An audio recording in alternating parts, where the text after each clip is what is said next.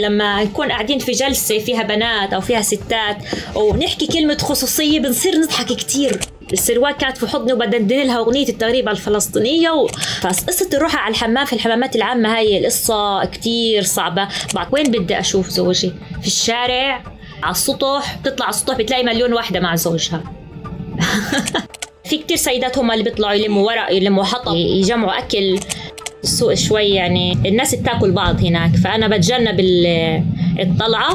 أنا كنت قبل الحرب مهووسة في صورة الأم المثالية. دايما كانت ماما تقول لي على فكرة عوديها تنام على الدوشة. الملابس مشتركة يعني أحيانا في بيوت النزوح، الشيل، الشنط، البوات. جميع النساء اللي ولدن في الحرب بعرف إن على صعيد الشخصي بيعانوا من اكتئاب ما بعد الولادة. واحدة بتعيط مش مصدقة حالها إنها ماسكة كرتونة فوط صحية، بتعيط تقول لي أنا عندي 5 بنات، أو بتروح تضطر تدق على بيت هي مش عارفاه، تقول لهم أنا محتاجة أخذ حمام. إحنا لو واحدة فينا شافت في الشارع واحدة حاطة فول ميك اب وبكامل أناقتها، واو ناس جايبة معها الميك اب تبعها، شو هادي بالها. أنا بنياس نازحة في رفح. كنت حاسة حالي كتير تقيلة بالقصص وتقيلة بالتفاصيل وتقيلة بالحكي، وعن جد بدي حدا أحكي له، حدا من خارج المحيط أحكي له عشان يشاركني أو يخفف عني شعور الثقل هذا. كانت الحلقة زي ما حدا بنفس بالون، كان كتير مضغوط، فأنا نفست وأنا فرغت كل الحكي اللي عندي وهلأ عن جد شعري بكمية راحة كتير حلوة، لأنه زي ما قلت لك أنا زمان ما حكيت أو زمان ما فرغت هذا الزخم من التفاصيل والتقل اللي على قلبي شوي خف. فشكرا تقارب وشكرا أحمد.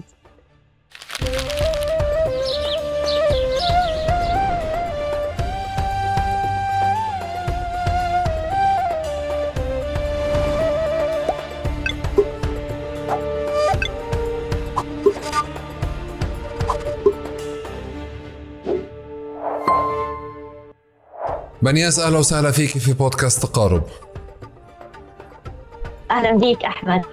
رح نعمل جولة إحنا من رفح لغزة لكتير أماكن وإن شاء الله بتكون زي هيك من أول 7 أكتوبر أو بالأيام اللي بعدها. بقول دايما لكل ضيف إنه إن شاء الله بنرجع نتقابل بظروف أفضل، يعني مقدما بنحكي هذا الحكي عشان يكون عندنا المجال كتير. يا رب إن شاء الله الجولة بتصير على الأرض مش أونلاين. إن شاء الله يا رب إن شاء الله. بنياس إحنا بالعادة بنترك الضيف يعرف نفسه بسطر ممل موجود على جوجل ولا بالحياة المملة اللي بنعيشها، وبعدين تاخدي راحتك بتعرفينا على حالك وعلى نشأتك. تفضلي. تمام. أنا بنياس، دائما بكتفي صراحة باسمي إني بنياس. بالمناسبة أنا أكبر بنياس في القطاع، ما حدا تسمى بنياس قبلي. أوه. فكل البنياسات اجوا بعد بنياس ابو حرب.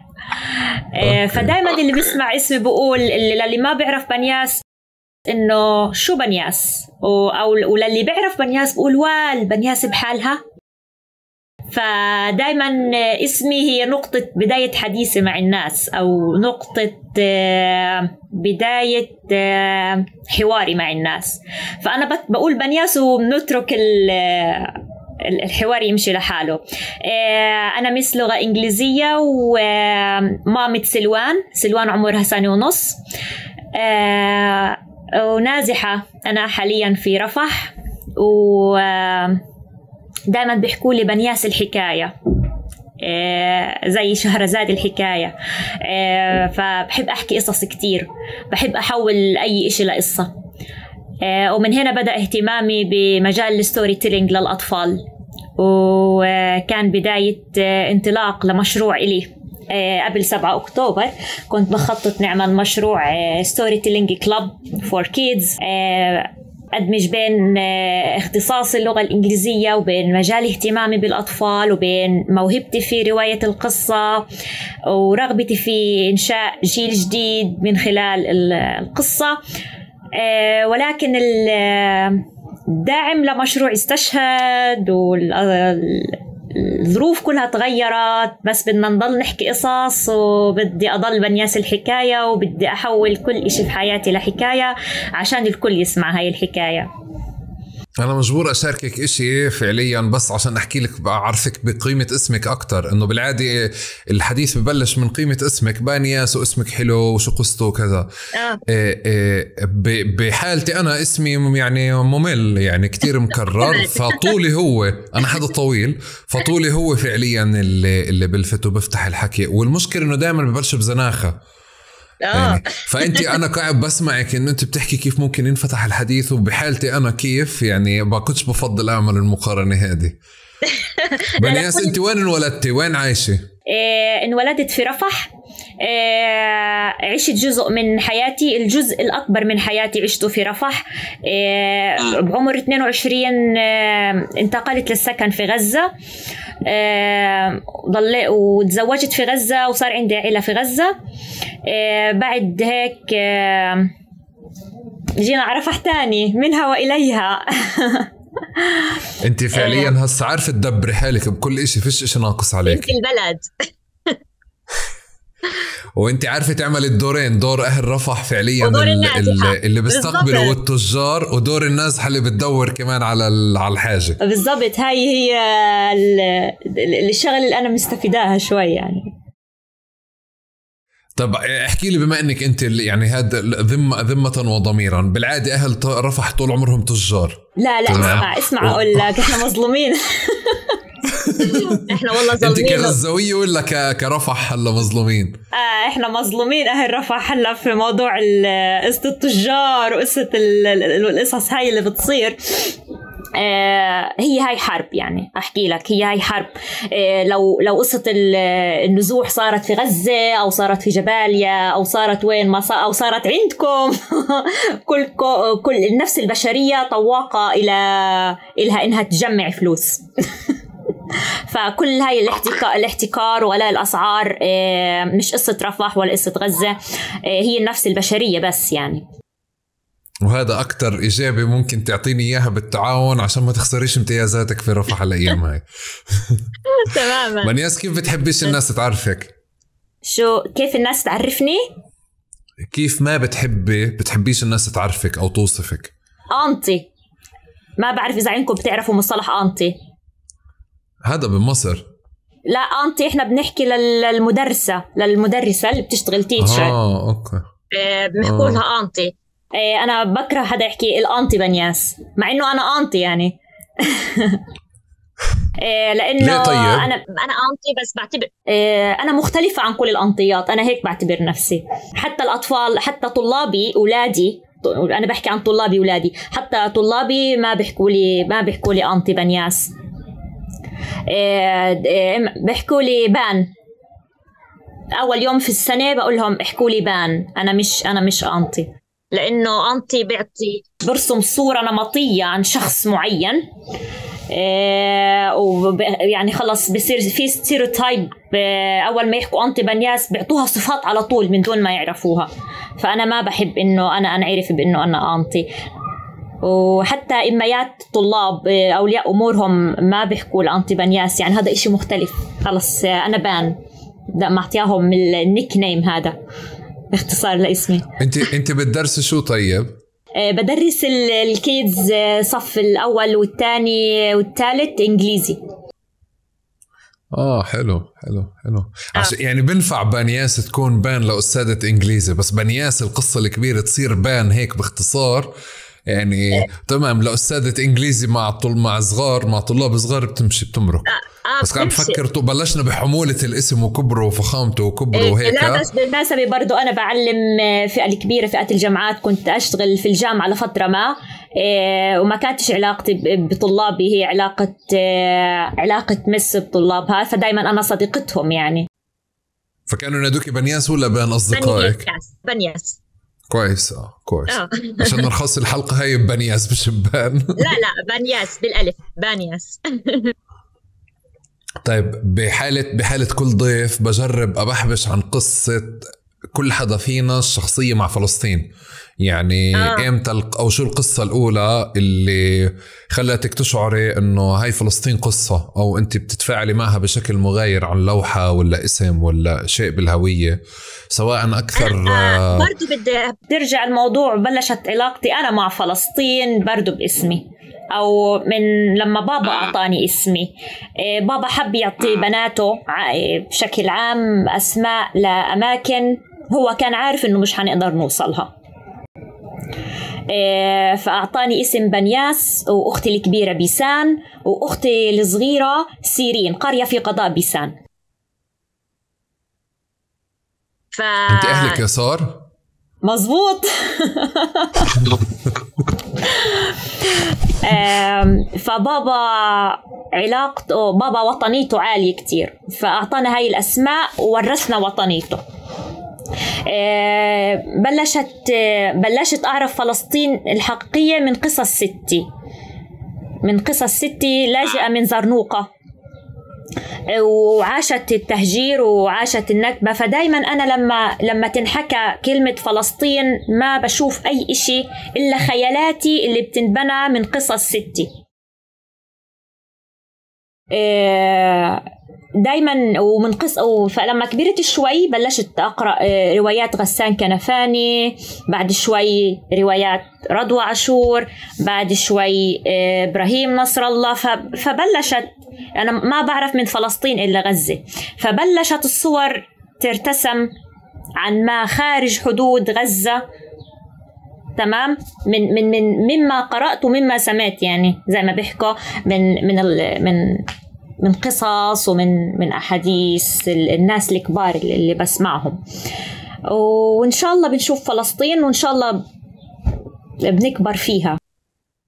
طب بنياس، باستثناء اسمك بعتقد انه القصة تبعتك هي قصة كل فلسطين انولد بفلسطين، انه بخلق بكون محاط بناس بضل تحكي عن فلسطين والبلاد والدار والارض وهيك، بس كمان بمستوى تاني بتصير تجربة شخصية عنا بتحول هذا الوعي لوعي فاعل يمكن أكتر، أو بتبطلي أنت الحدا اللي ممكن يعمل، يعني كان ممكن هذه المعرفة تكون زيها زي أي معرفة ثانية، بس خلص في إشي بكون حدث أو كف أكله الواحد بحياته اللي بيخليه أكثر خصومة مع الاحتلال أو أكثر تضامنا وانتصارا مع فكرة فلسطين. في 2007 هذا الإشي، في 2000 سوري، بال 2008 27/12 صار اللي أنت بتحكي عنه، إنه أنا عن جد صرت أكثر خصومة مع الاحتلال. الحرب الأولى على غزة، العدوان الأول على غزة 27/12، أنا كنت مروحة من مدرستي، كنت بالصف العاشر وبلشت الصواريخ تنزل. هذا الحدث أنا يعني كتير مؤثر في حياتي وبتأثر كتير سوري، يعني إنه أنا لما أحكي أنا آسفة تأثرت كتير. بس خدي راحتك. لا تمام، خدي راحتك عادي. صار الاشي كان أول مرة أشهد قصف للطيران، يعني كان كل اللي بيصير كانت اجتياحات برية على الحدود، كوني إن سكان رفح كل ما كان يصير إنه اجتياحات برية على الحدود ونسمع إطلاق نار ونعتبر نفسنا، يعني أنا كنت أعتبر نفسي آمنة لأني ما كنت أشوف الإشي بأم عيني، تمام. ولكن في هداك اليوم، في اليوم الأول على حرب غزة، أنا شفت المعنى الحقيقي للحرب أو المعنى الحقيقي للموت، لما أنا قعدت أهرب تحت القذائف أو تحت الصواريخ وأدور على أختي اللي أكبر مني كانت في المدرسة، وكانوا صحباتي يموتوا، أنا خلص أنا اعتبرت نفسي ميتة، فكل تفكير إنه أنا كيف بدي أروح على البيت أشوف باقي عيلتي. بس فهذا اليوم أنا قررت إنه أنا لا، استحالة أسامح أو خلص صارت عرفت مين هو خصمي، زي ما أنت قلت خصمي الاحتلال، الخصم الحقيقي يعني. وبلش يزيد الحقد مع توالي التصعيدات، مع توالي الحروب، مع الإشي اللي بنعيشه، والحقد يعني صار يكبر أكتر وأكتر يعني. غالبا أي مواطن في غزة ممكن يجاوبك بإجابة يعني مشابهة ولكن بحدث مختلف. يمكن في حدا في غزة حس نفس الإشي اللي أنا حسيته ولكن في تاريخ مختلف. يعني هي كل فلسطيني عنده القصة اللي كمان هيك بتفقع بوجهه يعني كل فلسطيني. أنا على فكرة تاني. أنا عندي مشكلة يعني دايما بحكي إنه أنا من غزة، ما بحكي إنه أنا من فلسطين. ما عندي كتير خصوصية لغزة. حتى أي حدا من برا لما يسألني أنت من وين بنسى حالي وبقول إنه أنا من غزة. فيمكن لأنه بحكم إني ما شفت فلسطين الحقيقية، ما طلعت برا حدود غزة. مرة واحدة طلعت في 2006 زرت رام الله في رحلة يعني قصيرة مع جهة تعليمية يعني مرة وبس. يعني ما اعتبرت نفسي شفتها، وبس شفت بحب أذكر دائما هذه القصة أني شفت الجدار العازل وانهرت قدامه، انهرت عياط، لأن حسيت إنه إحنا فوق ما إحنا مفصولين في فصل تاني وثالث ورابع، فإحنا وين والدنيا وين. تعرف بدي أرجع للقصة اللي بتحكيها على قصة شهر 12 2008. يعني بظن انه في اشي لما بشوف صور الاطفال بالحروب والمعارك بعتقد انه احنا الفلسطينيين بنحب نحكي انه قضيتنا لن تنتهي وستبقى وكذا، بس يعني جزء من يا رب ما يكونش في اسباب يعني انه يا رب يعني بس بتعرفي في إشي بالشعور اللي موجود عندك هذا. تخيلي أنت لما أجيال كاملة جيل ورا جيل ما بمر 5 سنين أو 6 سنين أو 10 سنين ماكسيموم على جيل لا على جيل غير إنه بيطلع جيل جديد بوك الكف وبطلع. فعشان هيك أصلا من الأساس صرت يعني هذا السؤال في تقارب بكل حلقة وضل أبحبش فيه، لأنه عادة إحنا بنحكي على فلسطين كإشي حلو ورومانسي ولطيف أو إشي مثلا بطولي وكذا، بس في عنا مشكلة شخصية بنبلش من كل واحد، واللي من هون مخلي القضية ما تسقطش يعني. من هون بلش أبحبش فيها. طب احكي لي هلأ عشان أنا خايف من الإنترنت يفصل بأي لحظة، فبدي أفوت بالموضوع. عنوان الحلقة أو موضوع الحلقة بسياق الحلقة قضية الصبايا أو الصبايا والنساء في غزة في قضية الإبادة، ضمن فكرة أصلا أنه شكل المجتمع كله تغير اليوم، تلخبط، صار في مهام جديدة على كل طرف وهيك. قبل ما أدخل بنفع تحكي لي أنت كصبية فعليا كيف كنت قبل الحرب 6 أكتوبر؟ كيف كانت يومياتك؟ كيف كنت قادر تتفاعلي مع أسرتك وعائلتك ومحيطك وأصدقائك زوجك وأطفالك؟ يعني الاختلاف اللي بتحكي عنه كبير اللي قبل وبعد. كنت بعتبر حالي حدا مرفه، حدا عنده كل الرفاهيات والفاسيليتيز في البيت. ما يعني مجرد اني بروح على شغلي بروح، اغلب وجبات يعني بحكي على صعيد الشخصي يعني اغلب ايام الاسبوع يعني كنت مثلا اجيب اكل جاهز، كنا نطلع دايما، اتسوق وقت ما بدي، الامور طيبة، الاقي شو ما بدي بالسوق، ازور اصحابي، ازور اهلي. مش عارف انه في فجوه عندي، مش قادره اتذكر كثير. يعني دائما لما حدا يسال عن إشي قبل الحرب تعالي نمسك يوم نمسك يوم. بدي احكي لك عن 6 أكتوبر. كان يوم جمعه. صحينا افطرنا الصبح. لا بتاتا رحنا على رفح يوم 6 أكتوبر. انا شخصيا انا وزوجي ودار اختي واهلي رحنا اكلنا سمك في رفح على شط على بحر رفح. تمام. وزرنا أهلنا اللي برفح. هذا يوم الجمعة. أوكي. وروحنا وزبطت وضعي للمدرسة لتاني يوم للدوام، وصحينا لقينا الدنيا 7 أكتوبر. أوكي. يعني الدنيا كانت مبسوطة، فالدنيا رواق. كانت يوم قبل 7 أكتوبر. ما كنت أعجن في البيت مثلا، عندي غسالتي، عندي جلايتي. كنت تطلب أكل من برا؟ والله كتير. طيب. ومش انا لحالي، لا، في فئه، وبالاسبوع كم يوم كنت تطلعي كل يوم. بالاسبوع كل يوم تطلعي؟ كل يوم نشغل السيارة في البيت في الليل ونطلع على شارع الرشيد. هذا أحب شارع لقلبي يعني، شارع الرشيد أحب شارع.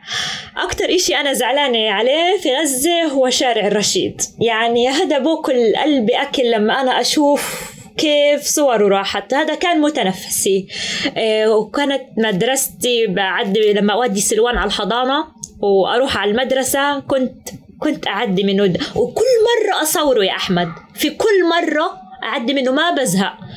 كل مرة أمسك يعني أنت لو مسكت موبايلي على الجاليري يوميا تمام في صور لشارع الرشيد وشورت فيديوز، فكنا بنحبه. شارع الرشيد هو متنفس الغزاوي، وقد ما كل يوم بنروح وما بنزهق. فكان مقداد فبقول لي وين بدنا نروح اليوم؟ قل له على الكورنيش. فخلص هي الإجابة، يعني الإجابة الوحيدة وين بدنا نروح؟ على الكورنيش. وين بدنا نمشي؟ وين بدنا نفطر بكرة مثلا السبت في الويكند؟ على الكورنيش. فخلص إحنا في لكل حدا إشي في شارع الرشيد. مشية العشاق كلهم، اللي بده يلتقى مع حبيبته بيروح على شارع الرشيد، اللي بده يقعد مع خطيبته بقعد في شارع، اللي بده يراضي مرته بياخدها على استراحة في شارع الرشيد. كله راح.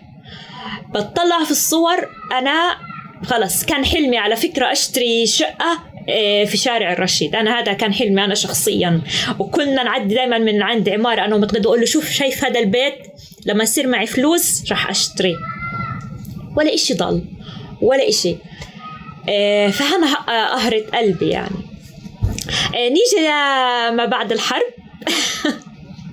لا هلأ إحنا كل سيدات غزة بلا استثناء أيا كانت حياتها شكلها قبل الحرب بنعجن.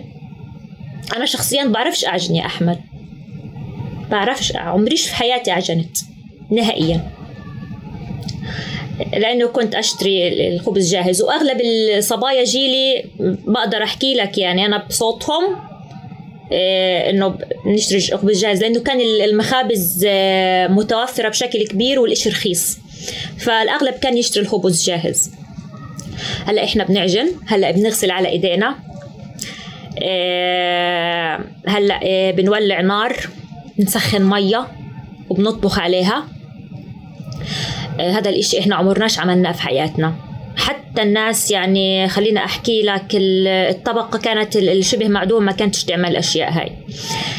يعني عايشين حياة خلينا نقول بدائية ممكن نوعا ما. هلأ إيش بنعمل كمان؟ بنعمل كل الشغلات اللي كانوا أجدادنا يحكوا لنا عنها. في فترة انقطعت حفاضات الأطفال، صرنا نحط قطع قماش ونغسلها.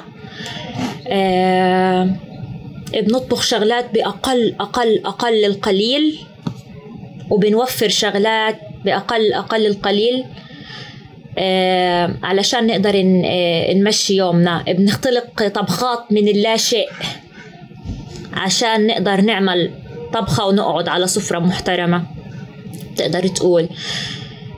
فالحياة كتير صعبة، مش زي ما بيتم رمسانتها على السوشيال ميديا. واو بيولعوا نار، واو ما أحلى الحياة، مولعين نار بطفوا عليها. لا ما حدا بيحكي هيك، ما حدا، لا ما حدا بيحكي هيك، ما حدا بيحكي هيك. فاكريننا طالعين نعمل كامبينج. لا ما حدا بيحكي هيك، بس فعليا في إشي قدرة الناس هي هاي فعليا قدرة الناس على إنه تحول يعني كل إشي لإشي رومانسي أو إشي بطولة. هاي اللي بتخلي التفاصيل اللي تروح. انتي طلعتي من بيتك وين أول نزوح لإلك؟ أول نزوح كان إلي خلينا أحكي لك، كانت الساعة، أحكي لك القصة بالتفصيل. كانت الساعة 2:30 مسارات النزوح 2:30 الظهر 7 أكتوبر. لا خلينا أحكي لك. كانت الساعة 2:30 بالليل، بعد منتصف الليل، لما وصلني مسج على الواتساب من ام واحدة في حضانة سلوان بتقول لي الحقي، هي بتشتغل في مؤسسة دولية، فبتقول لي وصلنا مسج من المؤسسة إنه لازم نروح بأوامر من جيش الاحتلال على الجنوب. فأنا بصحي في مقداد بقول له مقداد الحق، الجيش بقول إنه نروح على الجنوب، بقول لي نامي إشاعات. فبقول له لا مقداد بتشتغل في مؤسسة دولية واستحالة يعني إلا بيكون واصلهم الإشي من جيش الاحتلال يعني، اللي هو بقول لي خلينا نشوف للصبح. الساعة 5:30 الجزيرة عرضت الخبر على العاجل والعربية إنه جيش الاحتلال يأمر سكان قطاع غزة بالتوجه إلى جنوب القطاع حفاظا على سلامتهم. صرت أنا بين نارين، لأنه زوجي كان رافض طلع نهائيا ما بده يترك أهله، وبين إنه أنا بدي أحافظ على نفسي وأحافظ على سلوان. هذاك اليوم كان صعب كتير كتير كتير إنه أنا أضلني مع مقداد أو إني أحافظ على سلوان، لأنه أنا سلوان بدي إياها تكمل، بدي أنا متخيلة حياة حلوة كتير إلها، ما بدي إياها تختفي من حياتي يعني. كتير طولت يعني للساعة 11 خلينا نقول 11 الظهر، وأنا خايفة إنه فجأة يصير إشي، إنه يعني هدأ، إنه مجرد ما هددونا إنه خلص هتنتهي حياتنا إنه لو ما طلعنا. حسمت أمري وقلت لمقداد يعني خلص خليك وأنا بدي أنجب سلوان. حكالي رح ألحقك. ضل مقداد في غزة وأنا طلبت سيارة وطلعت على الجنوب، وصلت على تقريبا بعد صلاة الظهر بشوي هيك. كانت المشاهد اللي شفتها على الطريق أصعب إشي ممكن العقل البشري يتخيله. هذا أي يوم؟ هذا أي يوم هذا؟ خلينا نقول أنا مش ذاكرة تاريخ بالضبط، بس أول يوم يمكن أنا عشت تقريبا 7 أيام في غزة، بس 7 أيام حرب في غزة يعني 13 أكتوبر تقريبا أو 14 أكتوبر تقريبا زي هيك. كانت الدنيا كلها في شارع صلاح الدين قاعدين بنزحوا يعني أو بهاجروا. فصرت قاعدة بعيط وصرت أغني مع نفسي أغنية التغريبة الفلسطينية. خلص صرت أدندن، السروال كانت في حضني وبدندن لها أغنية التغريبة الفلسطينية، كانت خصمة مشهد سريالي. كان أنا بعيط والناس من حواليا بتمشي، كانت زحمة سيارات والناس مش لاقية سيارات وبيمشوا. فخلص ما الإشي كان كتير صعب. أنا تاركة ورايا بيتي وتاركة زوجي وتاركة حياتي كلها ومش عارفة، حاسة حالي رايحة على المجهول. هل حيحبسونا في الجنوب؟ هي حيرجعونا؟ هل مش حيرجعونا؟ ولليوم نسأل حالنا نفس السؤال. ومقداد لحقني بعد شهر وإشي شوي يعني، وهلأ الحمد لله التمينا يعني. انتوا طلعتي انت لانك رفح، فطلعتي مباشرة من غزة لرفح لبيت في رفح صح؟ لانه قرايبيني برفح. يعني انت ما عندك هذا المسار اللي هو فيه 3-4 محطات بالطريق من غزة في الشمال من بيت لبيت الحمد لله. هذا الحمد لله يعني انا بحس حالي افضل من غيري من كتير من النازحين، انه انا نزوح مرة واحدة.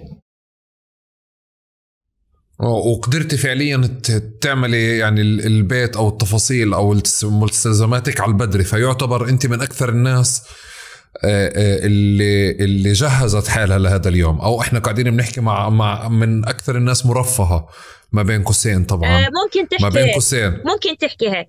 ممكن تحكي هيك تماما. جيت جهزت حالي، او كان السوق لسه فيه شوية اغراض. لحقت اشتري لسلوان اواعي شتوي. لحقت لانه انا طلعت من البيت بدون ولا شيء، بلا ولا شيء زي ما بقولوا.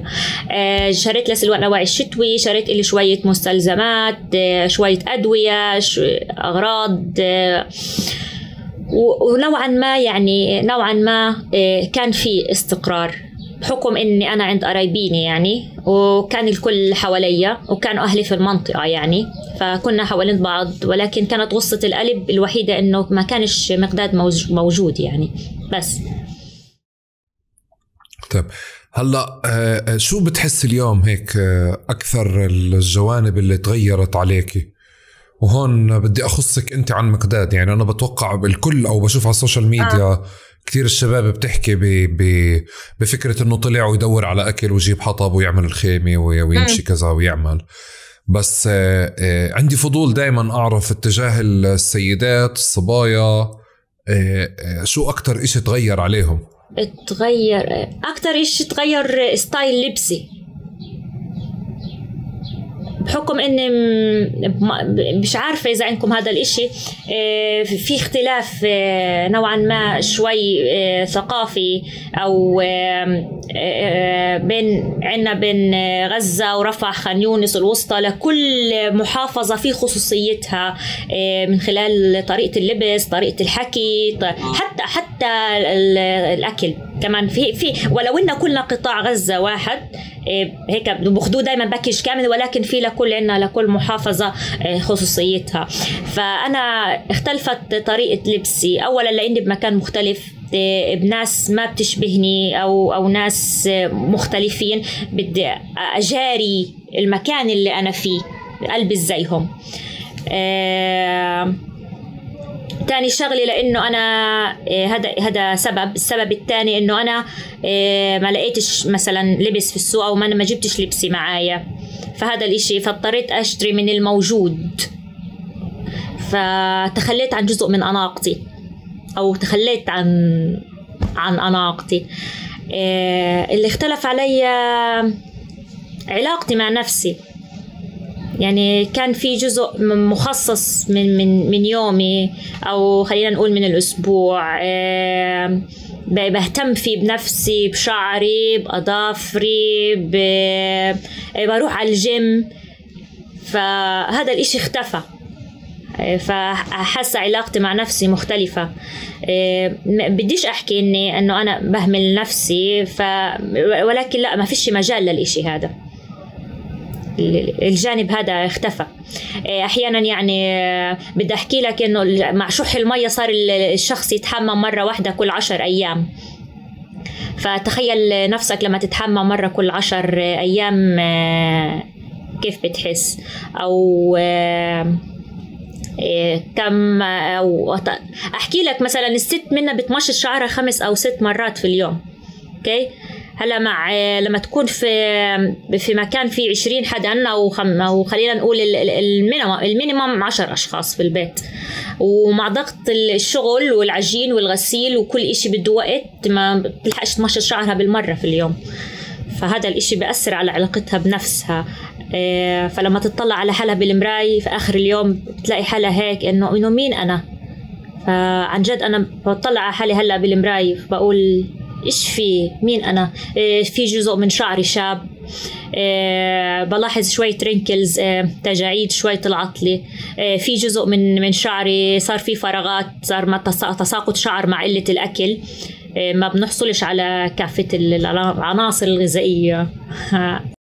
فصار في تساقط كبير شعر مع التوتر والهذا. فإحنا اختلفنا من برا واختلفنا من جوا. كنت زمان أهتم بأظافري، هلأ لا، مع الغسيل فقدنا القدرة على الموضوع، والجلي والحطب والنار، كل شيء فينا اختلف.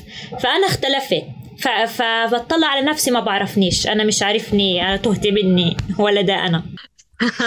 بنياس احكي لي أكتر على قصة الخصوصية تحديدا، لأنه هذه كتير حكوا عنها الصبايا، أنه خاصة في مجتمع محافظ، يعني مجتمعاتنا محافظة. ففعليا أنت كانت دائما يعني الصبية دائما تعطى خصوصية، يعني خدي مساحتك، خدي راحتك. اليوم بعتقد انت فيش امل ان تكوني لحالك، يعني ما في مكان. احكي لك شغله احمد على سيره الخصوصيه. لما نكون قاعدين في جلسه فيها بنات او فيها ستات ونحكي كلمه خصوصيه بنصير نضحك كتير. هذا الوقت كتير بنضحك، يعني الاشي صار انه شو بنقول لبعض شو يعني خصوصيه، فبنقول ياه الاشي اختفى من سياق ايامنا، او ما فيش خصوصية. لما تكون في مجموعة خيم مثلا، هذا الحديث انا سمعته من الصبايا، في مجموعة خيم إلى حمام واحد، فبدها تروح الست على الحمام، فبتلاقي كل البشر حواليها انه انا بدي اروح على الحمام. مثلا تطلع في الليل الساعه 1، تخيل لك ان تتخيل لما تطلع بنت لحالها على حمام بعيد شوي الساعه 1 في الليل، او الساعه 12، او خلينا نقول 10، بديش احكي لك هذه الارقام. انه الدنيا تعتمت زي ما بنقول، عندنا في مصطلح غزه الدنيا عتمت، انه خلص ما في طلع، الدنيا عتمت. طب انا بدي اروح على الحمام، يعني فقصة الروحة على الحمام في الحمامات العامة هاي القصة كتير صعبة، بعتقد عملت مشاكل كتير. أول مشكلة صار كتير قصص تحرش اتباعا لهذا الموضوع، لموضوع الحمامات العامة، ما حدا حكى عنها. صارت الست مثلا ما بدها تروح على الحمام، وهذا الاشي بيعمل مشاكل صحية كتير، عندك الالتهابات، عندك كتير شغلات تداعيات لعدم الروحة على الحمام. صارت الستات ما تاكل أصلا عشان ما تضطر تروح على الحمام، عشان ما تضطر لهذه الطلعة انه انا بدي اطلع الحمام، بلاش ما تاكل بجزء معين من اليوم عشان ما تضطر تروح في الليل مثلا على الحمام. وقلة الاكل عملت سوء تغذية، عملت فقر دم. النساء المرضعات بطلن قادرات انهم يعطوا، بطلوا قادرين يرضعوا اطفالهم، عملت مشاكل كتير. فهي قصة خصوصية الحمام كتير يعني خطيرة. حاول يعني في مبادرات انه حاولوا يحلوها، بس قد ما بدك تحل صعب، ما بدك تحط. شو المشاكل اللي بتصير بس عشان يعني افهم عليكي اكتر؟ شو المشاكل اللي بتصير؟ قلت عمالي غير انه الناس واقفة على الدور عشان بدها تفوت على الحمام. تمام يعني ما هي بدي تساعديني بشغله. تمام. انا رح اضطر اسال اسئله بالنسبه لك هي هاي التفاصيل اللي بتضحكك انت وصحباتك. تمام. وبالنسبه لكم هي اسئله غبيه. بس بدك تتحمليني لانه في مشهد انتوا اعتدتوه انا لإلي بحاول اطلعه. فشو الطاشة، شو الخلاف اللي بصير على طابور الحمام أصلا اللي بتتعرض له الصبية عشان كل هذا الحوار يصير؟ إمتى تروح وإمتى يصير؟ وفي مبادرات اجتماعية بتصير، مبادرات على مستوى الدوائر وكذا لتحل المشكلة. هم شو بيحلوا؟ شو بيعملوا؟ لا هم بتطاوشوا، ما فيش حلول. هو بتصير مشاكل بس ما بتصيرش حلول. أحد المشاكل إنه لو واحدة فاتت واحدة بعديها لقت المية مقطوعة، بتتهمها إنه هي اللي خلصت المية، فبتصير مشكلة مثلا. فهي على قولتك الشغلات اللي بنضحك عليها، ولكن هي شغلات كتير مأساوية. لو واحدة فاتت لقت الصابونة مخلصة أو مختفية، فبتصير طوشة مع اللي قبليها. فهي الشغلات. فبتيجي أحيانا مثلا ست بتقول لبنت أنا أكبر، أنا قد أمك، فوتيني ما تفوتنيش. فشوف هاي التفاصيل يعني. أو واحدة بتقول لك أنا بصير في اختلاقات لقصص عشان الوحدة تفوت. أنا مثلا عندي سكري بفوت، أنا باخد دواء معين، محتاج الحمام أسرع منك مثلا، وهكذا. فهي التفاصيل هي المأساوية اللي بتصير على طابور الحمام. أحيانا طابور الحمام أنت بتيجي الدور لوحدة منا الظهر، هي بتكون من الصبح حاجزة يعني، أو من الصبح محتاجة تفوت الحمام وصلها الظهر. فالإشي كتير مأساوي لما تكون مثلا الوحدة فينا بتكون مثلا في فترة البيريود محتاجة الحمام بشكل دوري، أو محتاجة موضوع النظافة كتير ومهم، ومتوفر المية. لك أن تتخيل أنه ممكن تفوت الحمام بس مرة واحدة في اليوم، إيش بيسبب أمراض، إيش بيسبب قصص أو إحراجات إلها، أو كتير تعقيدات قصة فوت الحمام مرة واحدة هاي، أو عدم فوتتها أصلا. بسمع كمان حديث على فكرة كمان انه نقاش الخصوصية هي كيف انت بتضحكي، بس من كل فكرة انه انت اليوم تعرفيش تحكي مع جوزك يمكن كلمتين على جنب. بالضبط. خصوصية العلاقة مع أزواجنا التغت. في أيام كتير الوحدة فينا ما بتشوف زوجها، على الرغم من شدة احتياجنا خلينا نقول لحضن، لطبطبة، بظل هاي الأوضاع. كتير الوضع صعب. أحيانا في بيوت مع زحمة الناس فبحطوا الرجال كلهم في طابق مثلا، والنساء كلهم في طابق. اوكي، ما بيقدروا يوفروا مثلا غرفة. البيوت عندنا شوي مش واسعة يعني، ما بيقدروش يوفروا غرفة مثلا لكل عيلة او لكل قبل يعني. فبصير صعب كتير انه وين بدي اشوف زوجي؟ في الشارع، على السطح. بتطلع على السطح بتلاقي مليون واحدة مع زوجها. برضو القصة فيها دور هاي. والله والله شو بتفكر؟ بتنزل على الدرج، على بسطة الدرج بتشوف في عمارات كلها نزوف، فبتكون نازل على الدرج فبتلاقي كل واحد ماخذ له زاوية مع مرته أو مع خطيبته، أو بدي أشوفها، يعني إنه هذا احتياج بالنهاية زي أي احتياج. فهي العلاقة مع أزواجنا.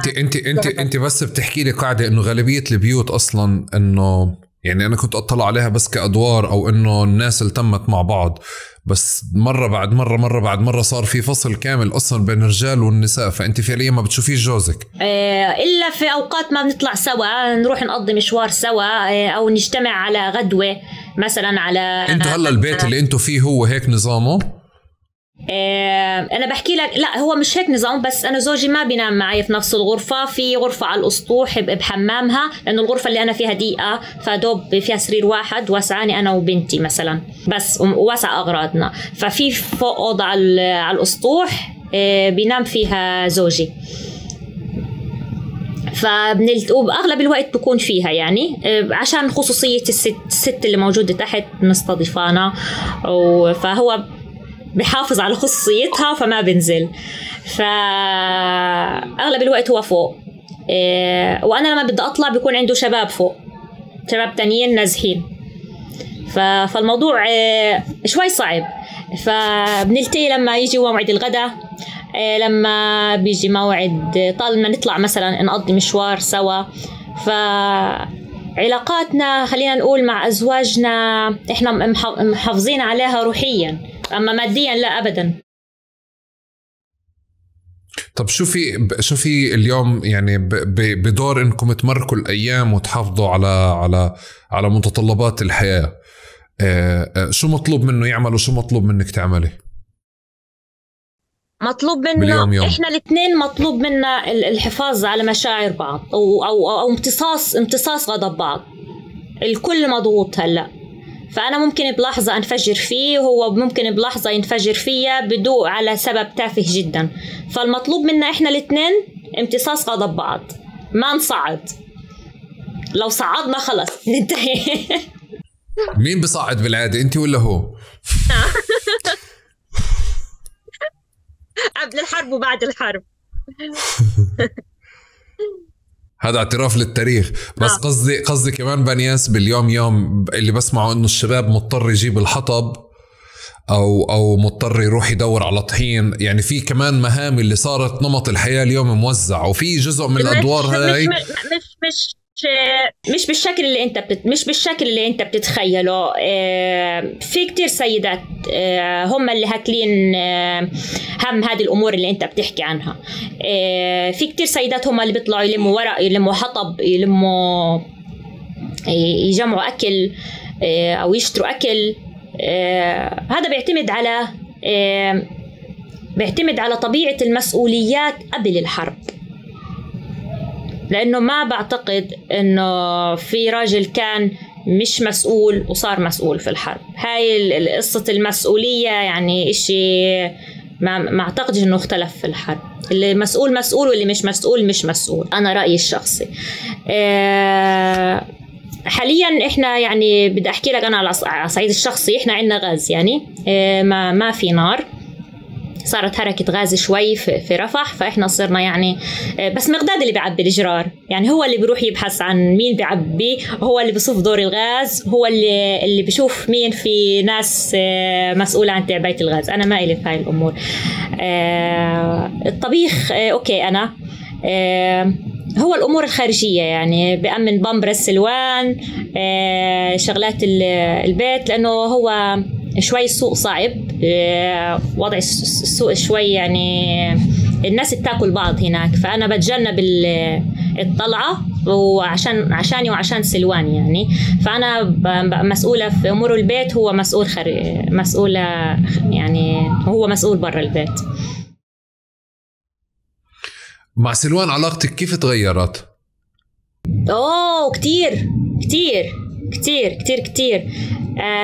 أنا كنت قبل الحرب مهووسة في صورة الأم المثالية، ودايما بنظر على البشر. يعني انت لو فتحت الفيسبوك تبعي حتلاقي اغلب البوستات عن التربية الإيجابية، والأسلوب الحديث للتربية، ولا ممنوع الموبايل للأطفال أقل من 5 سنوات، وبقاتل الناس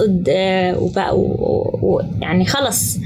ولحد قبل الحرب وأنا ماشية مع سلوان هيك، وبنطبق أنشطة وبنطبق ألعاب وبنعملها لتنمية القدرات، وبشتري لها ألعاب لكل فترة معينة. هلأ مع فقدان أعصابي ومع توتري بطل في عندي طاقة زي قبل إني أعطي سلوان الشغلات اللي أنا نفسي أعطيها، وهذا الإشي كتير مزعجني أنا من جوا. ويمكن أغلب الأمهات بيعانوا من نفس المعاناة. ما تخيلتش في حياتي إني أنا عمري أصرخ على سلوان أو على الأقل بهذا العمر، هي بهذا العمر إنه هي يعني ما بتفهم بالآخر. ولكن بيجي أوقات بنكون مضغوطين كتير، أو بنكون بأزمة، وبنكون أو في قصف شغال، وأنا مع الخوف أو مع التوتر ما بقدرش أكون هديك الأم الهادية، لا بصرخ أو بفقد أعصابي على سلوان. بس الحمد لله مقداد موجود دايما، هو بينقذها أو بسكتني أو بهديني. يعني دايما كنت مخططة إنه سلوان تكون بايلينغوال، يعني عندها اللغتين بحكم إنه أنا مس إنجليزي يعني. فلفترة محترمة كنت أحكي مع سلوان طول الوقت في البيت إنجليزي عشان إنه تاخد اللغتين. هلأ ما في خلاء، دوبهم أكم من كلمة اللي بحكيها معها، وبعلمها كم شغلة، يعني إنه هيك. وعشان إنه بمشي في اليوم ببقى أقول للي حواليا مستنية الساعة تصير 8 عشان سلوان تنام، إنه موعد نومها. بمشي مش حاسة حالي بنجز معها إشي زي ما أنا كان نفسي أتخيل.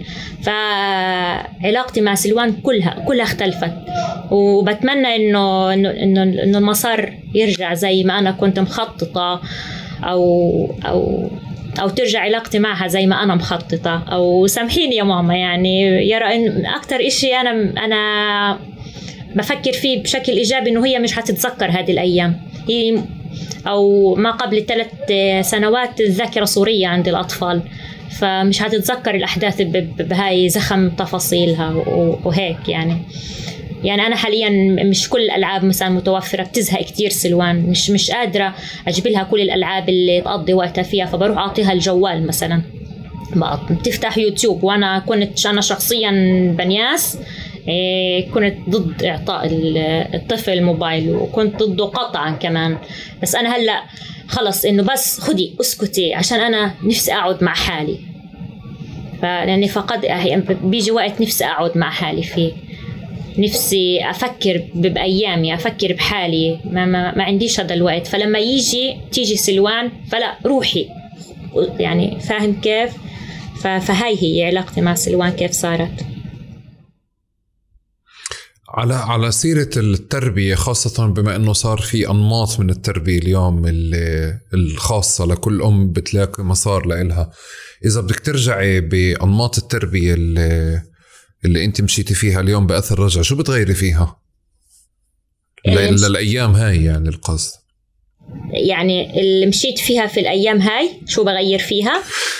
لا، بحاول أسأل أو أستفسر على إنه غالبيتنا بجرب يعني ما بكون بستحضر هذه الأيام إنه في يوم عاطل أو يوم سيء ممكن يجي تنقلب كل أنماط حياتنا. بنكونش عاملين. وإنت قاعدة بتحكي خطر لي بس بجانب التربية تحديدا، وبجانبك أنت بفكرة أمومتك وتربيتك لسلوان.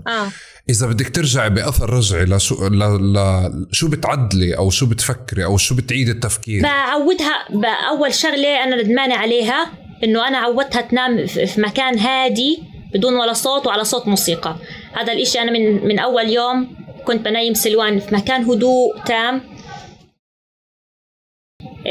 وموسيقى. هلا أنا مش قادرة أوفر لها مكان هادي، وبس كتير بتغلب في تنويمها. فدايما كانت ماما تقول لي على فكرة عوديها تنام على الدوشة، ما بتعرفيش حالك إيش بصير معاكي، عوديها تنام وفي صوت مثلا. هلا إحنا في بيوت النزوح صعب تلاقي مكان هادي، بيت هادي. وشغلة تانية إن أعودها تاكل كل إشي، ما أكونش كتير بيكي معها، وإنه كل إشي يكون هيلثي وكل إشي على التكة وبالملي وعلى البيليجرام. كنت كتير شوي ستيك في أكل السلوان. هلأ ما في خيارات كتير يعني، فالموجود بنطعميه. فلازم بالأم تتعود ابنها يأكل من الأول كل إشي، لأنه في حيجي يوم إن شاء الله ما بيجيش على باقي الأميات إنه الشغلات اللي أنت كنت تطعميها لطفلك أو لطفلتك مش حتكون متاحة بالشكل اللي أنت بتتخيلي. يعني أنا بالكاد بقدر أوفر لسلوان خيارات أكلها، يعني الشوفان، الحليب، حبوب الشيا، الشغلات هاي الصحية هلأ ما مش موجودة. البيض مثلا كتير غالي، سعره فضائي، أنا بقدر أوفره غيري لا. فيعني لازم نحط قدامنا كل الخيارات، لازم الطفل يكون معرض زيه زينا يأكل كل إشي. شو أخبار علاقاتك مع صحباتك؟ كم واحدة خسرتي؟ كتير بلكت.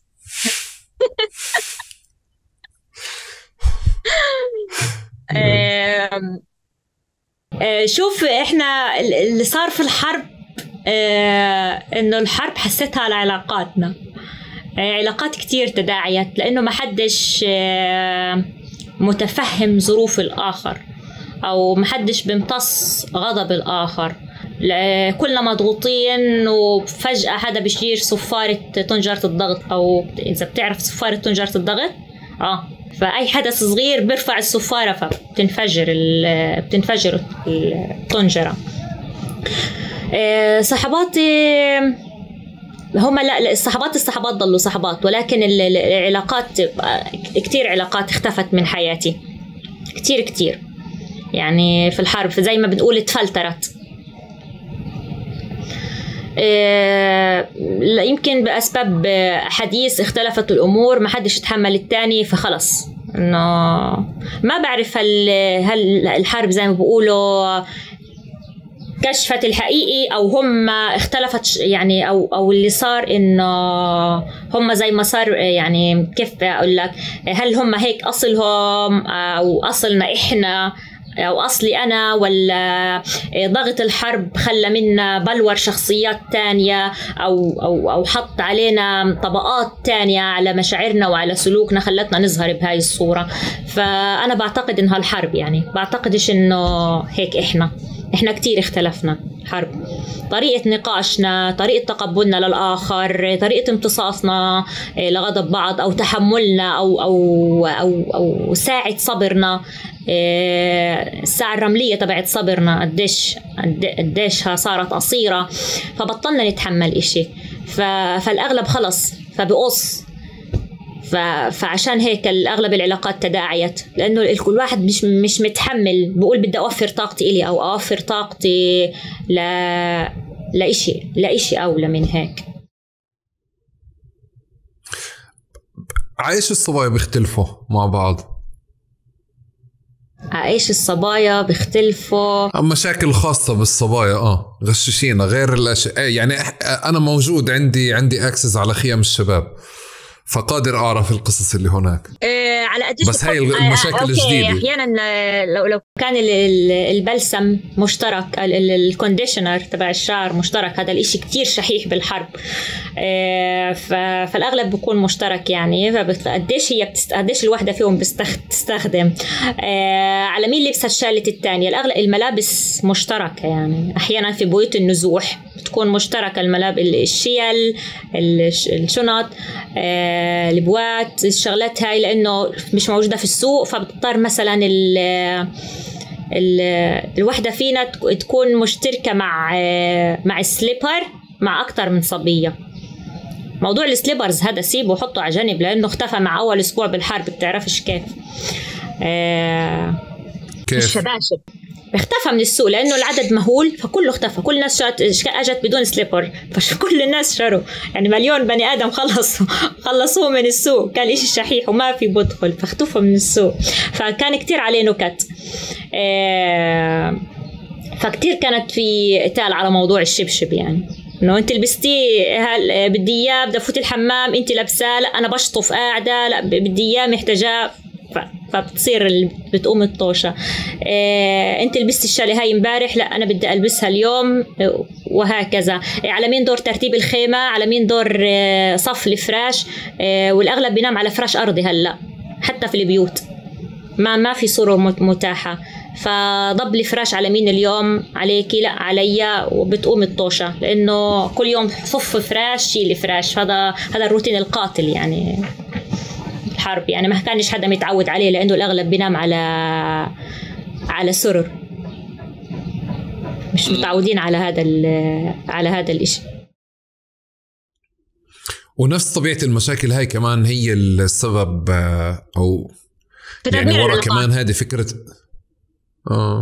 لانه كله بتصعد كل من هان ما حدش متحمل الثاني. انت مش متخيل قديش العالم مطحونة، قديش العالم مضغوطة. عند اي لحظة بتنفجر. بكون الواحد كاتم على حاله او متحمل لحد ما قرأتها مرة تويتة وقديشها صحيحة.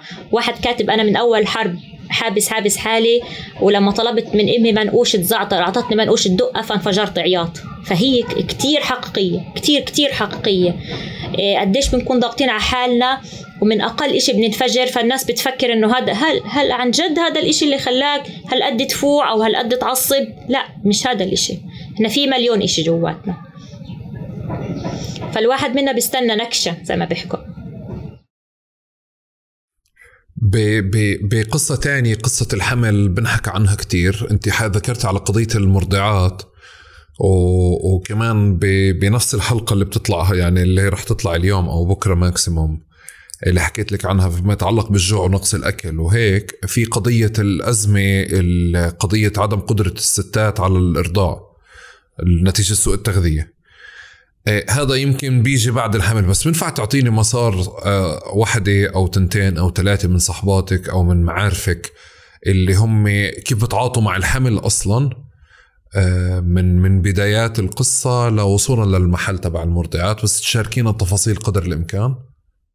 أول شغلة ما في متابعة للحوامل، ما في متابعة. يعني الوحدة منا بالحامل بتكون مثلا كل شهر بتتابع عند دكتور. هلأ هذا الاشي شوي صعب، المستشفيات كلها تحولت لطوارئ، فما فيش رفاهية انه انا بدي اعمل سونار اطمن على البيبي واعيش التفاصيل الحلوة هاي.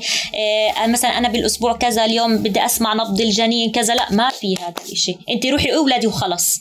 ما في متابعة الحمل، انتهت من المستشفيات. هذا أول شغلة.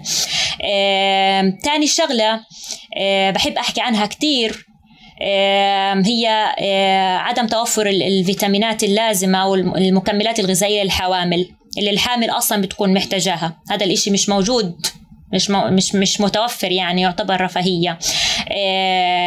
ثالث شغله اللي هو غير المكملات الغذائي الحقيقي اصلا ما بتحصل المرأة الحامل على الغذاء اللازم لاكتمال الجنين، غير الضغط والتوتر اللي بتتعرض له اللي ممكن يسبب خسرانها للجنين أو يسبب مشاكل تانية زي ضغط الحمل أو سكر الحمل أو الخوف اللي ممكن يسبب لها نزيف.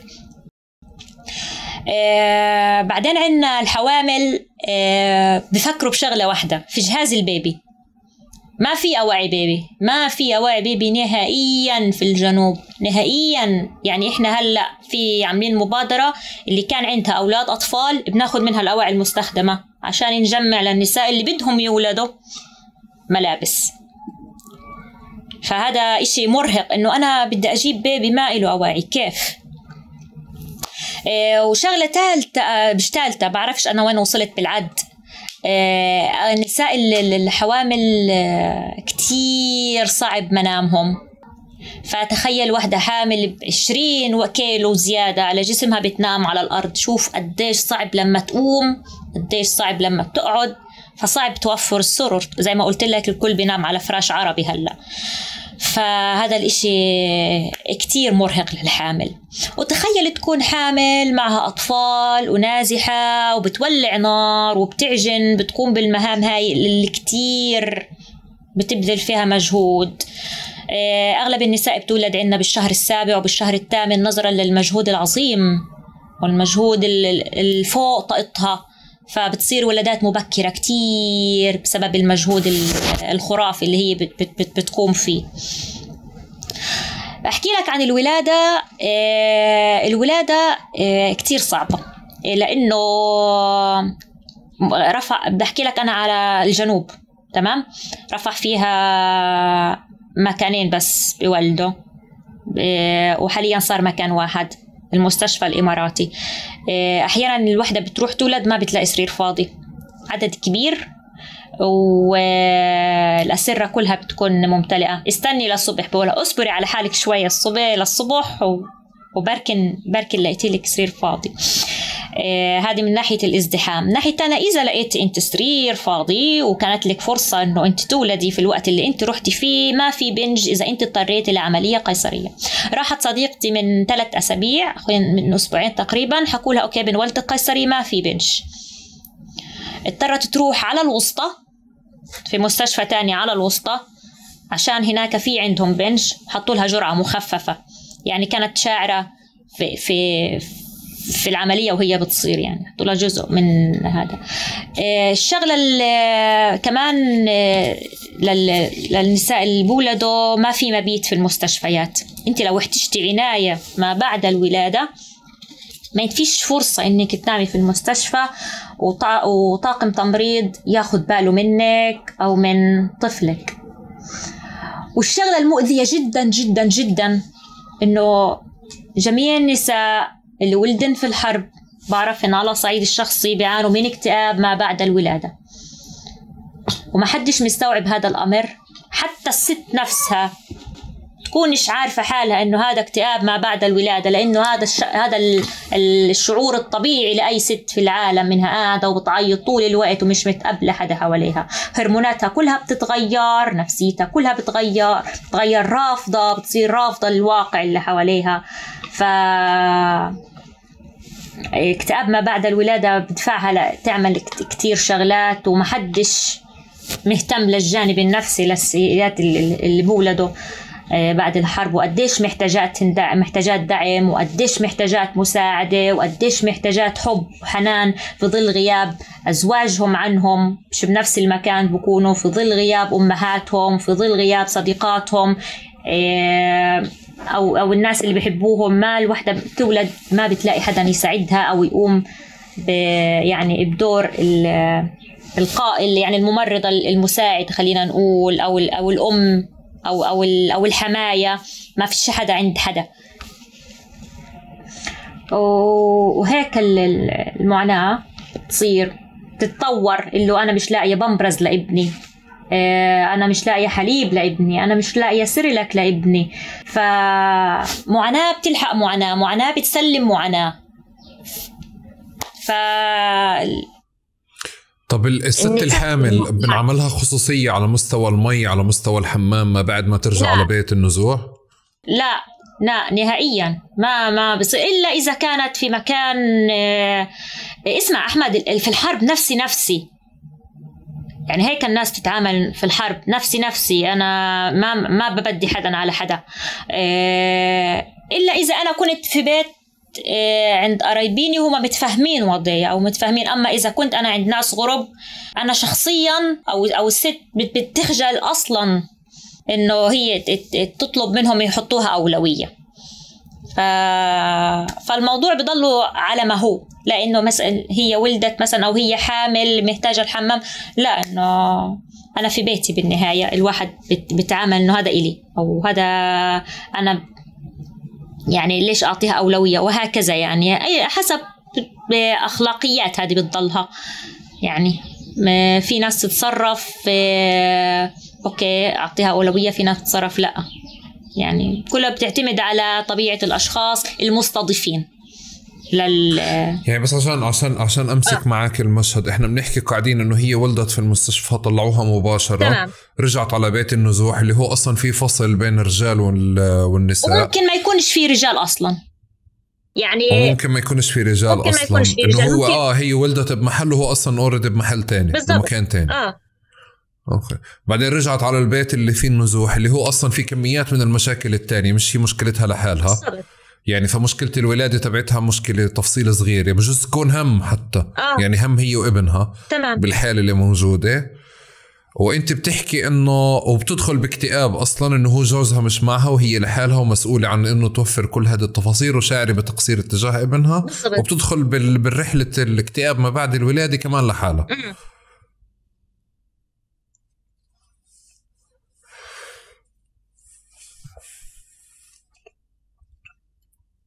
أنا يعني جزء لما كنت بحكي لك على الحلقة هاي على الحوار، هو مش الحلقة ولا الحوار، لأنه أنا لإلي كنت بتطلع إنه هذه التفاصيل الصغيرة اللي أنت معتاداها بس تتصفى تنحكى زي ما هي. يعني مش لا هذا مش مشهد، يعني مش إشي عادي. يعني أنت بتعرفي، يعني إذا بدي أذكرك ب6 أكتوبر 5 أكتوبر أو حتى فترة سلوان، أنت بكل محطة من هذه المحطات بما أنك أنت اللي بتتطاوشي مع مقداد أكتر كنت تعملي له طوشتين 3 يعني إنه بكل مرحلة من هاي المراحل إنه على قد ما فعليا الصبية والست بتكون بدها عناية وبدها راحة وبدها رفاهيات كتير وبدها تفاصيل كتيرة، أنت بتحكي لي 0 أصلا بكل المسار، يعني 0 عن جد 0. يكفي مثلا خلينا أحكي لك الست اللي طالعة من عملية قيصرية محتاجة نوعية أكل معين، بروتين مثلا عشان يلتئم بالجرح، ما في بروتين. عن شو بتحكي أنت؟ بروتين عن لحوم ما في لحوم، عن بيض ما في بيض شحيح وغالي كتير صاروا خيالية، عن بقوليات العدس نفسه مقطوع. فأنت عن أي بروتين بتحكي مثلا؟ ما في إشي يساعدها إنها تقوم، إنها تشد حيلها علشان تدير بالها على ابنها أو عشان تقدر ترضع ابنها. فالموضوع الموضوع كتير مؤذي لنفسيتها ومؤذي لطفلها ومؤذي لها شخص جسديا قبل نفسيا. يعني إذا قدرت تتعافى نفسيا مش هتقدر تتعافى جسديا فيما بعد، يعني غير التهاب الجروح اللي بتصير لعدم النظافة وعدم توفر مضادات الحيوية ومحدش بغير لها على الجروح باستمرار، لأنه إنه رفاهية إنه أنت تروح على المستشفى تغير على جروح. أنت حالتك مش طارئة، أنت حالتك مش أنت مش جريح، أنت مش مصاب، عندنا المستشفى مليانة، فدبر حالك. بذات سياق الأشياء الخاصة أو الشخصية والاحتياجات الخاصة للصبايا والستات، من فترة لفترة بتشوفي حدا على تويتر بيحكي إنه مش لاقيين الفوط أو كوتكس أو كذا، بعدين بتشوفي موقع عامل إنه الصبايا بقطعوا إشي من خيمة الكذا عشان يطلعوا قطعة قماش. في حدا تاني بيحكي على قضية إنه بيستخدموا البامبرز أصلا اللي هو قليل وشحيح عشان يتقصقص أو يتم استخدامه. هذه المساحة بنفع تشاركيني كمان؟ يعني أجت فترة من الحرب، خلينا أحكي لك متى صار هذا الموضوع. كان المعبر مسكر نهائيا، ما بدخل مساعدات نهائيا، ما كان في بضايع في البلد واقفة يعني مخلصة. فأول إشي خلص هو أصلا الفوط الصحية الخاصة بالنساء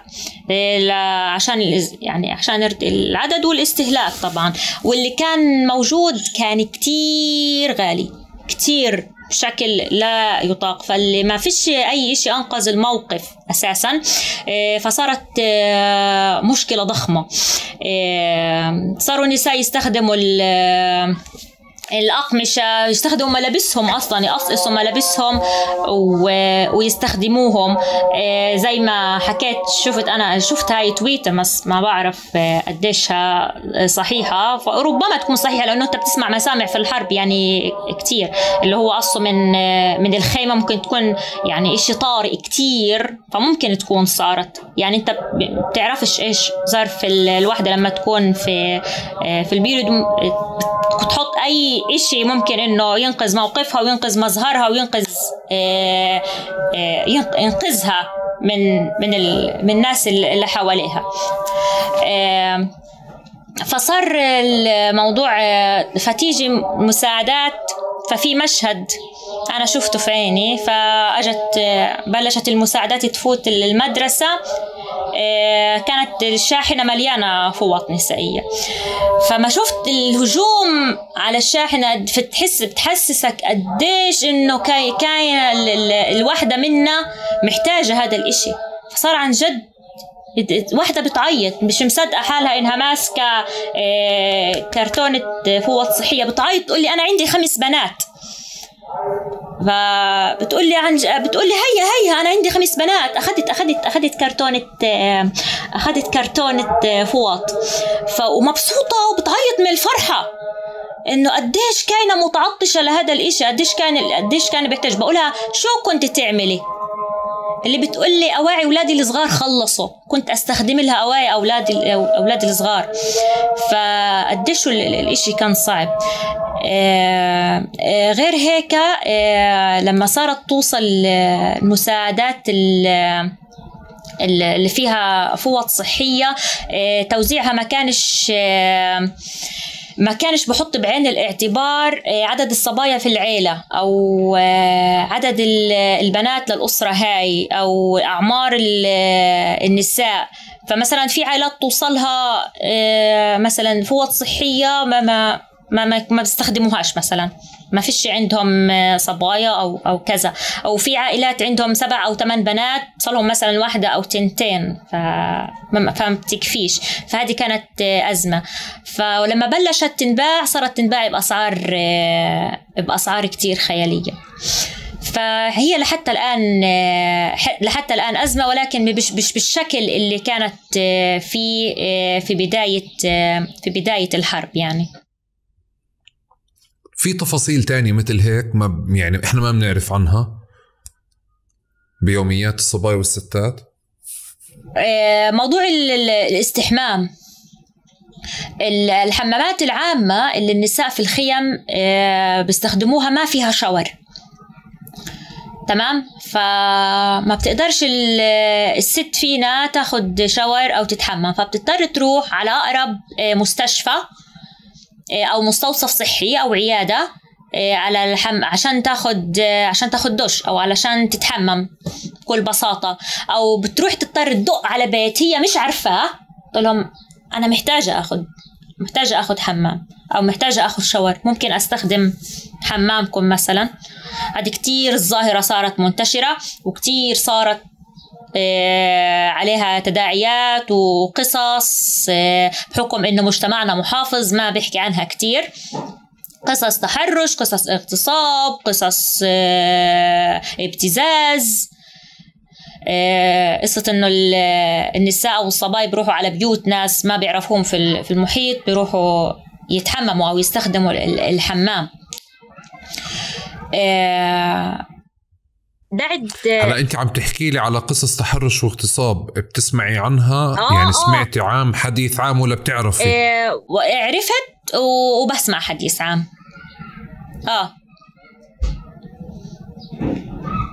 يعني صارت قصص ابتزاز للصبايا أو للسيدات، خلينا أحكي لك، مقابل مساعدات أو مقابل طرد غذائي أو مقابل كيس طحين. فبدأوا دايما إنه الست هي الحلقة الأضعف، أو فبضطروا يعملوا هيك عشان إنه خلص، يعني إنه هي ما فيش قدامها خيار غير هيك، إنه مثلا بدها تأمن أكل لأولادها أو بدها تأمن إشي لأولادها. فبتصير هاي القصص. يعني بنفع تحكي لي عن أشياء عينية بس عشان أفهم أكتر؟ أشياء عينية من غير أسماء ومن غير يعني بتقدر تغير التفاصيل، بس إنه طبعا، بس عشان أفهم الإشي، سواء القصة الأولى اللي بتحكي لي عنها اللي هي قضية الحمام والاستحمام، والقصة الثانية القصة اللي راح أحكي لك إياها هلأ في الشمال. بس أنا عرفتها، يعني هي من شخص، يعني هو الشخص اللي صارت معه، يعني الست اللي صارت معها حكت لي إياها. في الشمال زي ما أنت عارف إنه عائلات اللي بتسيطر على المساعدات. فبتحكي لي أنا رحت أرملة الست، حكوا لي اعطوني ارقام ناس، اعطوني ارقام ناس عشان احصل على كيس طحين، ما عندنا طحين ناكل. اعطوني ارقام ناس اتواصل معهم، وحكوا لي انه هم بيساعدوكي. فانا رنيت على هذا الرقم، فحكوا لي اوكي اعطينا اسمك ورقم هويتك وعدد افراد اسرتك واعمارهم وبلا بلا بلا يعني. فبتحكي لما عرفوا انه انا عندي 3 بنات وعرفوا اعمارهم، فحكوا لي اوكي ايش رايك مقابل كل بنت كيس طحين. فبتحكي لهم كيف يعني بدكم تعطوني كيس طحين لكل بنت؟ يعني حصتي 3 اكياس طحين. فمن السذاجه يعني ما تخيلتش انه هيك ممكن يصير. فبيحكوا لها لا، مقابل كل بنت انه تجيبي لنا اياها تمام، نعطيك كيس طحين. فكان الاشي صادم إلها، صادم إلي وصادم للجميع يعني، إنه هلا وصلنا لهاي المرحلة إنه إحنا نستغل هاي الأمور مقابل إنه ننقذ الناس أو نساعدهم. هي هذه وحوش الحرب اللي بتظهر في الأزمات، وحوش الأزمات زي ما بيحكوا. فبتكون دائما فيها النساء هما النسبة الأعلى من الضحايا أو نجول الضحايا. هاي القصص بتكون هما من السيدات والصبايا يعني.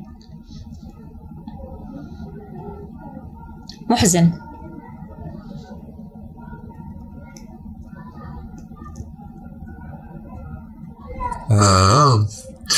صراحة محزن وصادم، بس أنا بنزعج جدا بهذه النقاشات يعني مرتين.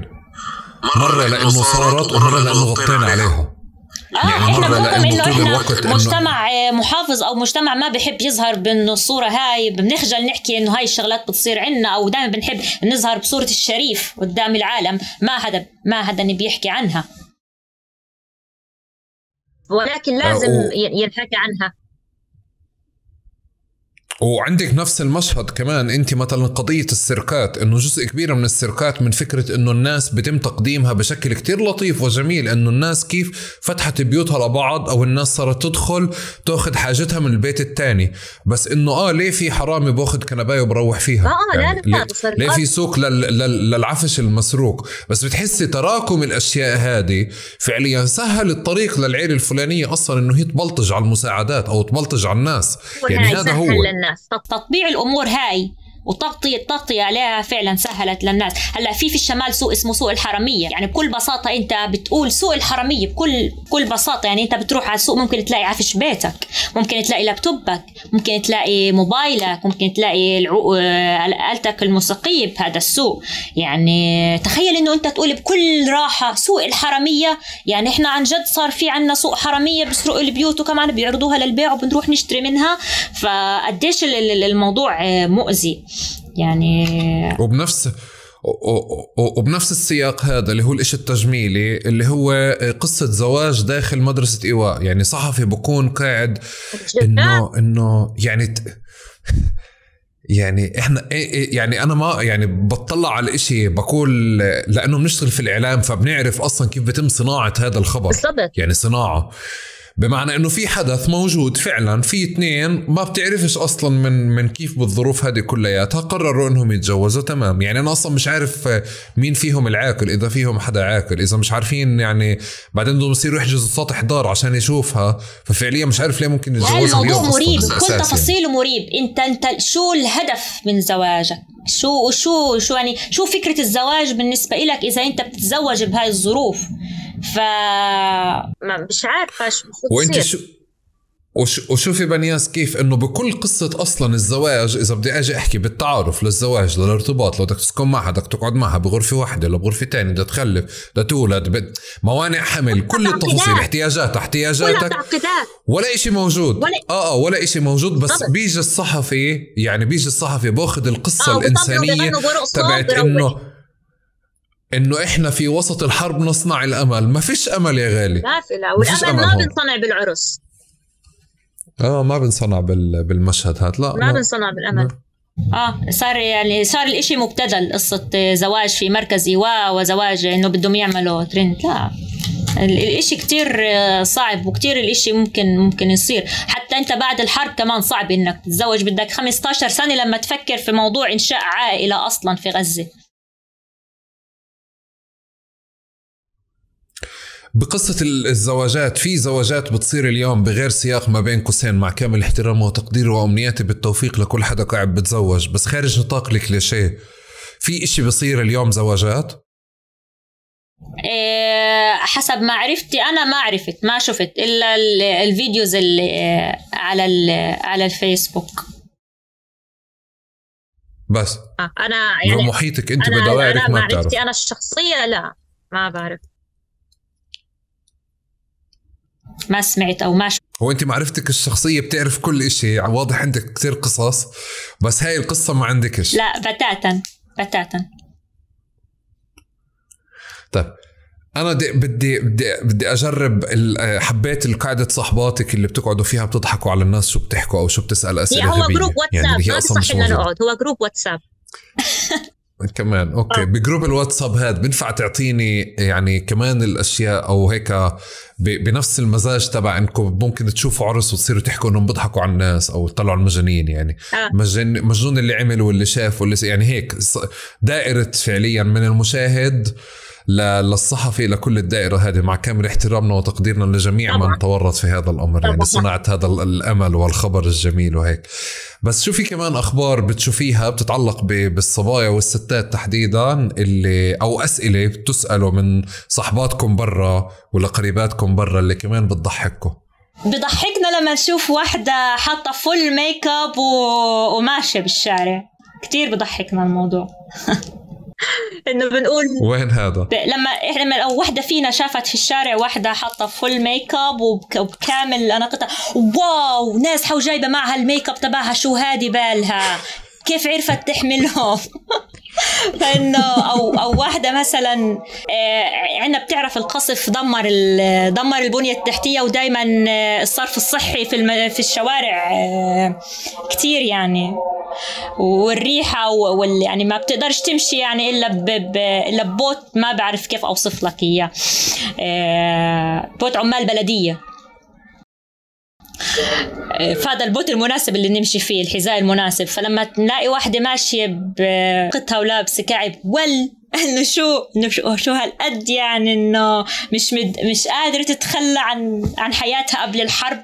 في عن جد بتحس نساء عن جد انه قديش هم متمسكين في حياتهم قبل الحرب. فهذا الاشي مش عارفة بزعلني ولا ببسطني لما اشوف واحدة ما اختلفش عليها الوضع، لما تشوف واحدة لسه بتهتم بحالها، بتحط الميك اب، بتلبس اللبس الأنيق الكعب وبتلائم الألوان مع بعض ولاقية هدات بال.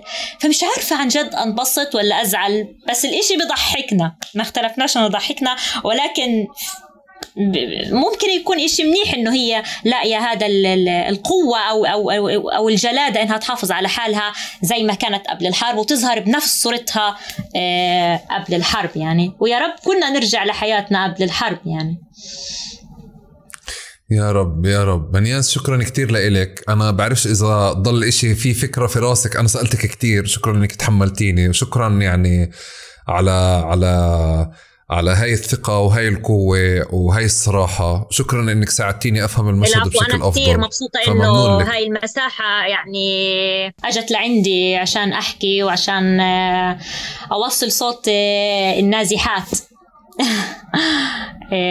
النازحات في الحرب. وسعيدة جدا إنه أنا برمت، زمان ما برمت هذا البرم يعني، نادر ما الواحد في الحرب يلاقي هذا الوقت إنه يحكي بهذا الزخم وبهذا الوقت يعني. خليكي وديمك وإن شاء الله ربنا يهونها عليكي ويجمعكم أول شيء بغرفة واحدة أنتم مخداد، وبعدين نلتقي فيكم إن شاء الله في غزة ولا في واحدة من العواصم عن قريب يا آمين. رب يهدي بالكم. شكرا أحمد. شكرا لإلك ويعطيك ألف عافية. الله يعافيك. شكرا كتير أحمد. شكرا لكم، يعطيكم ألف عافية. بعتقد أنه يمكن هون أنا طالع بدرس بالإعلام صراحة، وعتب كتير كبير على ناس كتير اللي بتحاول نشتغل أو نستمر زي كأنه ما في إبادة صارت، أو هذه الحرب مثل معارك تانية أو حروب تانية، أو كأنه اليوم اللي التالي هو بيشبه الأيام اللي قبلها. بالتفاصيل اللي اليوم كنت سمعتها وناقشتها مع بنياس. كنت أفكر إنه مش رح أسمع كتير جديد ورح أعد الحلقة هيك إنه نجمع قصة واحدة، بس كمية التفاصيل اللي موجودة باليوم يوم هي اللي قاعدة بتصنع الفارق، وهي اللي فعليا عم يعني هي التشوه الإبادي اللي قاعدين إحنا بنعيشه اليوم. بتمنى فعليا انه كمان تساعدوني وتساعدوا ونحكي للصحفيين يغطوا هذه القصص والتفاصيل، يغطوا العرس ويغطوا كمان سلسلة كيف شو بسبق العرس وشو بلحقوا. وشكرا لكم، بنشوفكم بحلقة قادمة. ممنون لكم.